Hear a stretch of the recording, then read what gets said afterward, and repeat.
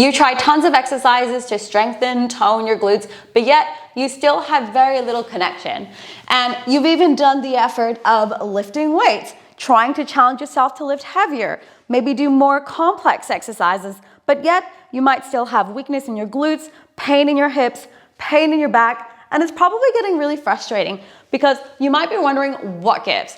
Well, I'm gonna share with you some no BS advice on glute training and an element that a lot of people miss, because people sometimes can become really obsessed with one particular area, like the glutes, and I get it, it's a nice area to train. We know it's important, but it's often not worked in harmony with a lot of our other muscles in our body. And how can we expect a muscle to improve its performance when we're not really considering the surrounding areas? Because when you have the whole support from the whole body, we actually have a much better outcome. Now, full disclaimer, if you are looking for big, luscious booty advice, this is probably not the video for you. A lot of that can be based off your genetics, and also if somebody's maybe following a hypertrophy bodybuilding style program, they're going to be more focused on exercises like this. This is really designed to help those that want to just get stronger in their glutes, feel more confident, avoid pain, and just feel damn good. That's it. So if that's you, you're going to enjoy this. So what I want to share is that when it comes to strengthening the glutes, we need to think about the above and below. So what often happens in today's culture, because everyone wears really high, tight pants, they compress their abs a lot.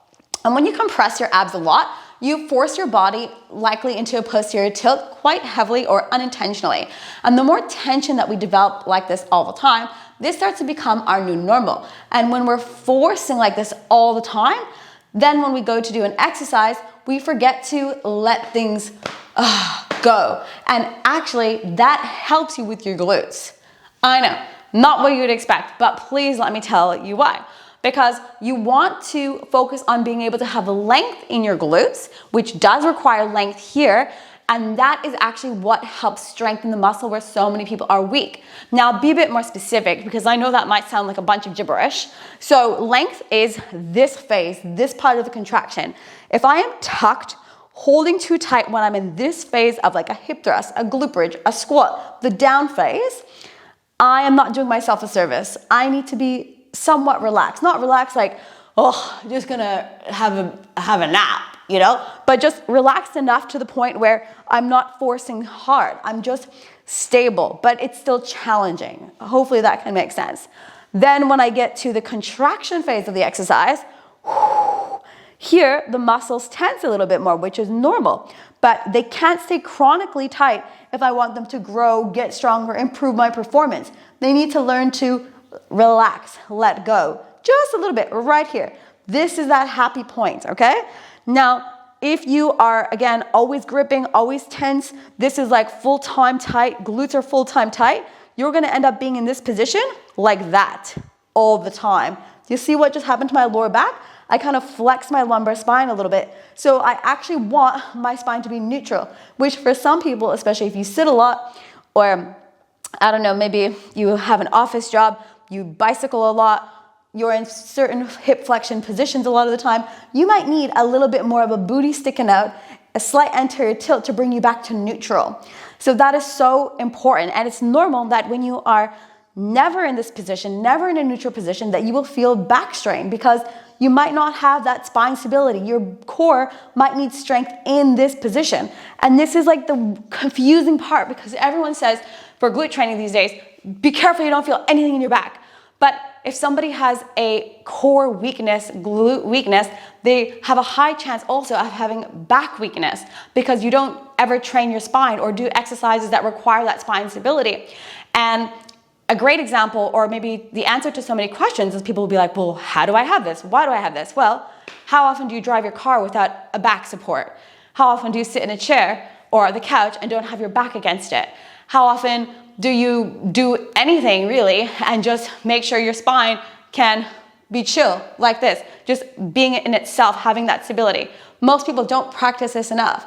And then as a result of that, the body has to grip to just keep you stable, because if it doesn't have strength here, it needs to find something else. Now, that can come at a cost for our training plan or our training goals. So when we realize, ooh, it's damn important for me to make sure my back is strong, which is actually a representation of my core, I'm gonna start doing that, which is then gonna improve my performance for training. So I can squat, deadlift, lunge, hip thrust, clamshell, whatever glute exercise that you wanna do, donkey kick, you'll be able to do them all so much more effective by being mindful of this. So it sounds simple, but if you have been drilled, which so many of us have, been drilled to keeping tight for a long time, we need to slowly undo that, uncondition that from us. And I would probably say an exercise like a hip thrust might just be an exercise that you can do in maybe next week or 2 weeks as an example. Maybe start with a glute bridge first if you need to undo these patterns. So as an example, for your glute bridge, just don't go into a lumbar flexion, keep everything relaxed as is, press through your feet, exhale, and you don't actually have to squeeze or force your glutes if you're thinking about your feet pressing into the floor. That's a top secret. Everyone will tell you, squeeze your glutes like it's gone out of style. And while it's normal that you'll feel your glutes squeeze to some degree or you'll feel some tension in them, but you shouldn't actually have to force it, because when you're actually pressing through your feet, you will get that sensory input from the foot that basically communicates to your butt saying, hey, kick on, and you'll feel it, but you just have to actually think about your foot. And depending on the level of your fitness, you might only feel that glute connection or like that burn after several reps. A great example is you go for a walk. Walking, you don't really feel your glutes much, but as soon as we start increasing that intensity or going up a hill in a gradient, you're gonna be like, oh damn, yep, okay. Like maybe the first, couple seconds up a hill, you don't feel your glutes, but then you keep going and you're like, oh, it's starting to kick in because you're starting to fatigue a lot more. And also, well, there is that angle when you're on a bit of a hill, that gradient does amplify things, but just in general. I wanna share that because people think that they need to feel their glutes all the time, and your muscles are really smart. They don't need to have to go hyper for every activity that you do. Imagine if I was just like moving my arms and I felt my biceps burning right now. That'd be pretty crazy. That would mean like I never move my arms. But I add weight, it starts to become a bit heavier. Oh, suddenly my bicep starts burning. So that stimulus is going to communicate to that area and say, oh, you're lifting quite a bit. Okay, I'm gonna start to pump a little bit more. Same thing for the glutes. Going for a walk or just a slight hill or just a few flight of stairs, you're probably not gonna be phased much. But do many, many reps. Whoa, yeah, we're talking. So focus on this. If you really want to start transforming your glutes to have better hips, better health, better strength, better bone density, you name it, make sure this is not too tight. Allow your natural curves to happen. And if you only feel just a little bit of back muscles working, like a good pain, not like, my spine is hurting pain, like just like happy muscle tension, you're okay. And if you are uncertain about what tension is good or what tension is bad, drop it below, comment, let me know. Maybe I can say something that will give you a bit of peace. But ultimately, the more that you practice proper stability, like trunk stability, the better it will get, and you're gonna feel less tension overall. You're gonna feel more glutes, you're gonna feel more hamstrings. Oh, that's probably a sign. If you do the exercise with a neutral spine, maybe you feel a bit of different tension, new tension in your core, but then you wake up the next day and you're like, my glutes, what happened? That was a sign. It was a good muscle burning in your whole core and your glutes. So happy booty training, and here's to your success.